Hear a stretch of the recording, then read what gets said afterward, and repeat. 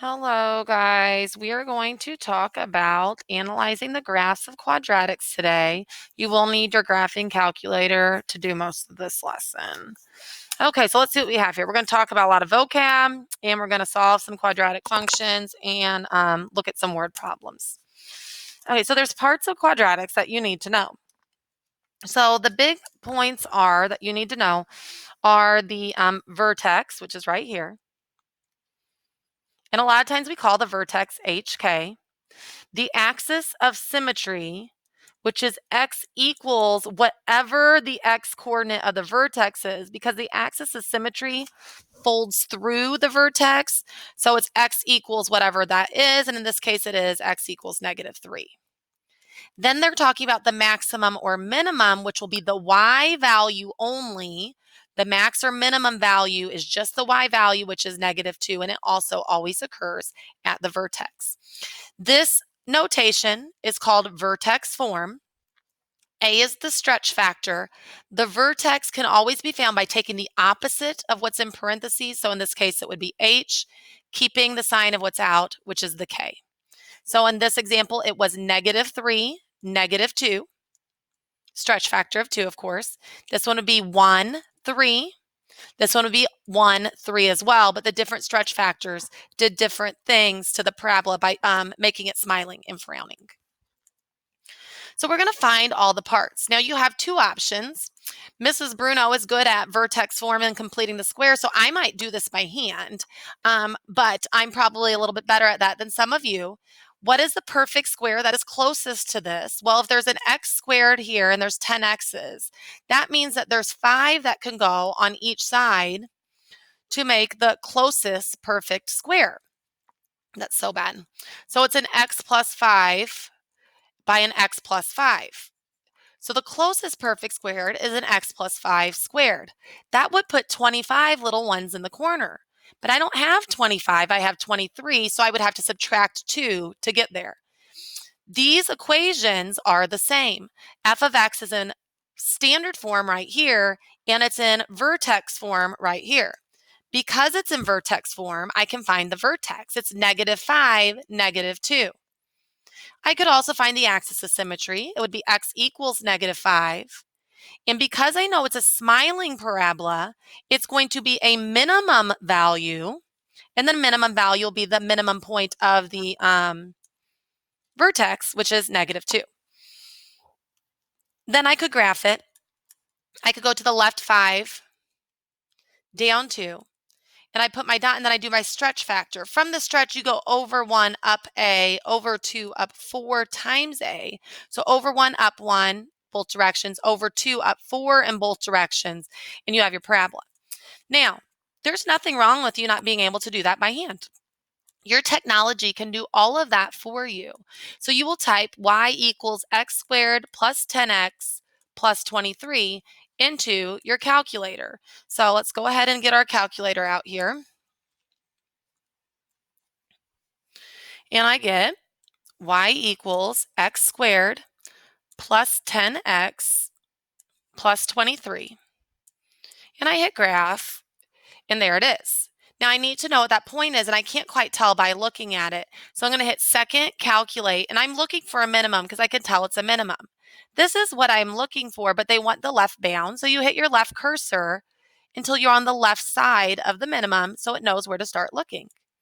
You hit the right arrow until you're on the right side so it knows where to stop looking, and you can guess where it's close to. And there it is, the minimum. It says -4.999, but we know that's going to be -5, -2. So that would be the vertex. The axis of symmetry, you would have to know, is x equals whatever that is in the x coordinate spot, and then the minimum is the -2. Okay? So that's how you could use your calculator. If you need table values because you have to graph it by hand or something, don't forget you could also hit second, graph where the table is, and you can get some ordered pairs. I don't want those. Those are nicer over here. -6, -1, and so on. You could also make an XYT table and graph if you'd rather do it that way. Okay, so where are we at here? Okay, what if it looks like this? Find the vertex axis symmetry of this guy. Well, first of all, this some of you might not even know that is a parabola, but that's the same thing as y equals 1/2 x squared minus 4x plus 8. Now, I'm going to guess almost everybody will go to their graphing calculator on this one, and there's nothing wrong with that. I will remind you how you could do it by hand if you want. You wouldn't like that fraction there. So what we did was we multiplied everything on both sides by 2, and you would get 2y equals x squared minus 8x plus 16. Then we would complete the square. The closest x squared to this, if you have minus 8, you're going to put minus 4 on each side. So the closest square it is x minus 4 squared, which would put 16 in the corner, which is exactly what I have, so that's good to go. But that equals 2y, not 1y. So if I want to get y by itself, I would multiply both sides by 1/2, and I'm going to get y equals 1/2 x minus 4 squared. So it looks like my vertex is going to be at 4, 0 with a stretch factor of 1/2. It is smiling. It's going to be a little bit wider because of the 1/2. The axis of symmetry will be x equals 4, and the minimum will be 0. But let's pretend we didn't know that, how to do this, and we went to our calculator instead. So you would type x squared divided by 2 minus 4x plus 8. So let's go to the calculator. Y equals, clear this out. You could do the alpha y equals if you want it to look like a fraction. Some of you like to do that. X squared over 2, then hit the right arrow to get out of there, minus 4x plus 8. And you hit graph. There it is.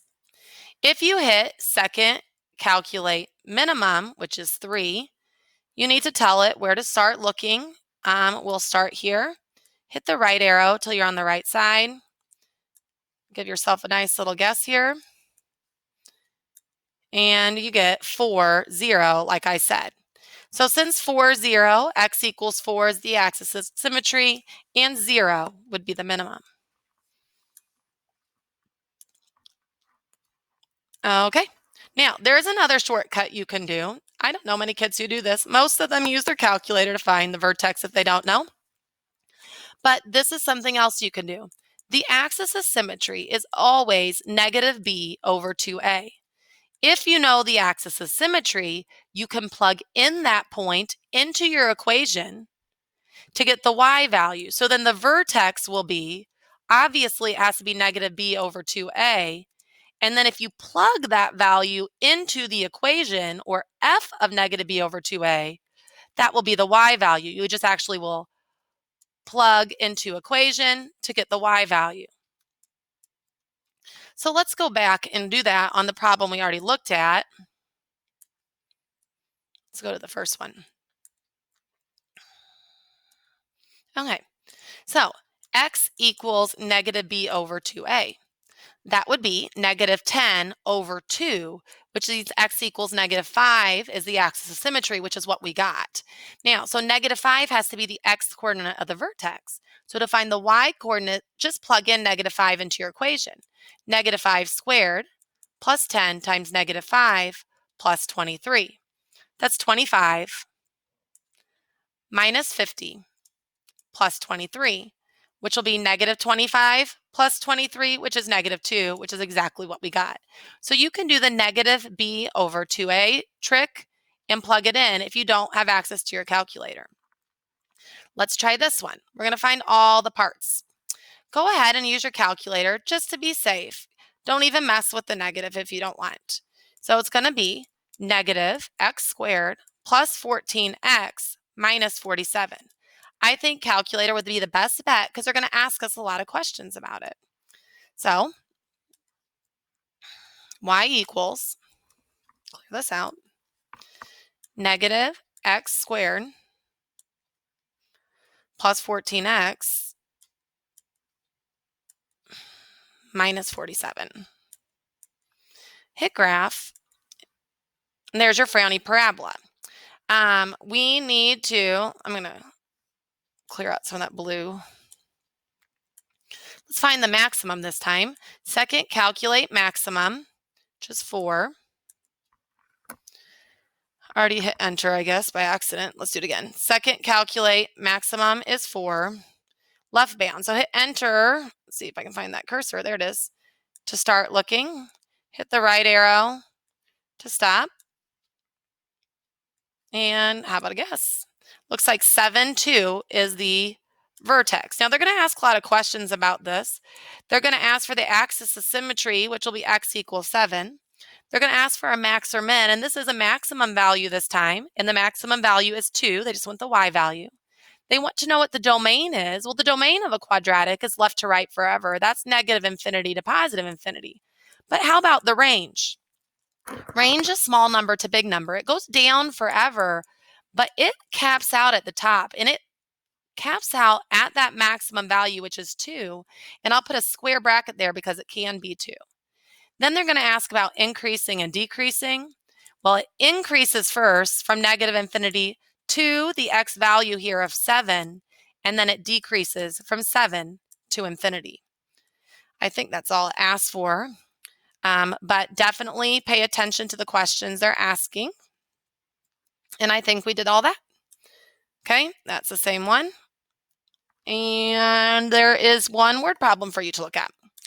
If they're asking for a maximum on a word problem, they're asking you basically for information about the vertex, and they're asking for the y value.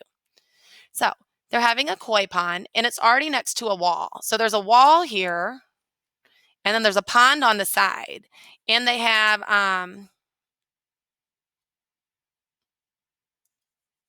the wall, I guess, is 24 feet.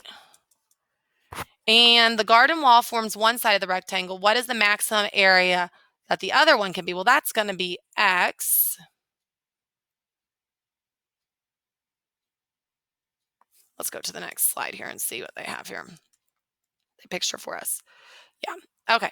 So they're saying that you have 24.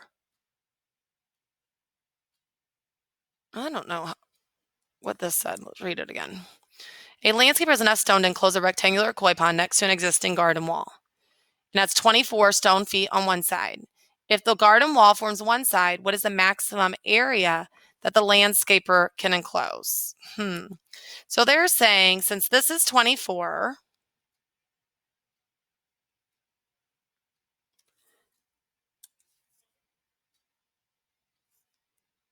then they have just enough stone. Okay, they have just enough stone. This is 24 here. This is how much stone they use on the side. They don't know. W. Call it W or call it X. Well, this is W as well.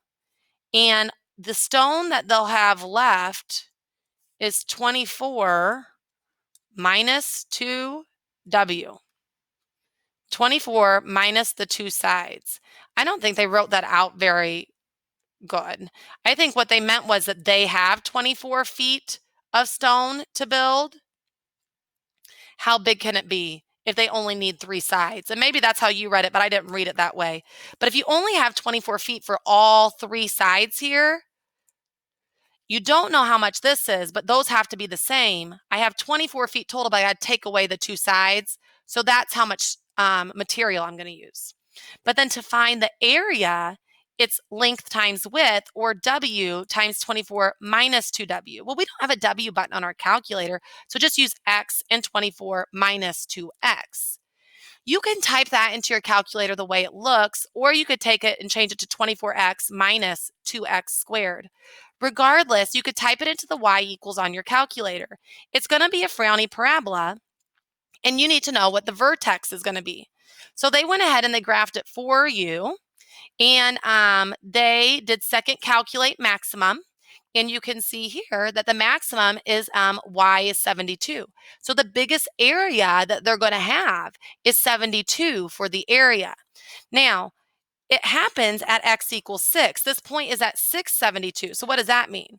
Well, the area is going to be 72, but that's going to happen when the width is 6 and that's 6, and this is 24 minus 6 plus 6, which is 24 minus 12. So it's a 12 by 6 area will be the biggest area they could have for that koi pond. Okay, that was a little bit weird the way it was asked, but we'll have time to do questions on your word problems if they come up.